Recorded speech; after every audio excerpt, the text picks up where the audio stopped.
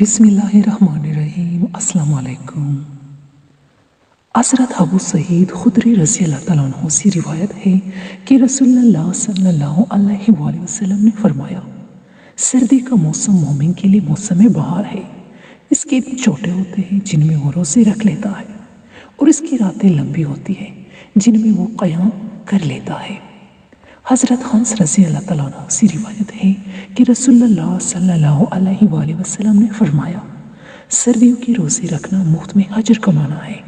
حضرت علی رضی اللہ تعالیٰ عنہ سے روایت ہے کہ نبی کریم صلی اللہ علیہ وآلہ وسلم نے فرمایا، جنت میں ایسے شفاف کمرے ہیں کہ جن کے اندر کی طرف سے باہر کا سب کچھ نظر آتا ہے، اور باہر کی طرف سے اندر کا سب کچھ نظر آتا ہے۔ ایک دیہاتی کھڑا ہوا اور عرض کیا کہ یا رسول اللہ، یہ کن کے لیے ہے؟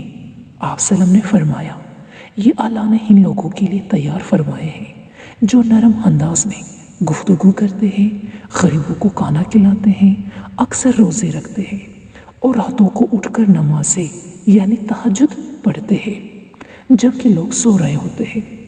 حضرت سیدنا عبداللہ بن مسعود رضی اللہ تعالیٰ عنہ موسم سرما کی حمد پر فرماتے، سردی کو خوش آمدید، اس میں اللہ تعالیٰ کی رحمتیں نازل ہوتی ہے کہ شب بیداری کرنے والے کے لیے اس کی راتیں لمبی اور روزے دار کے لیے دن چھوٹا ہوتا ہے۔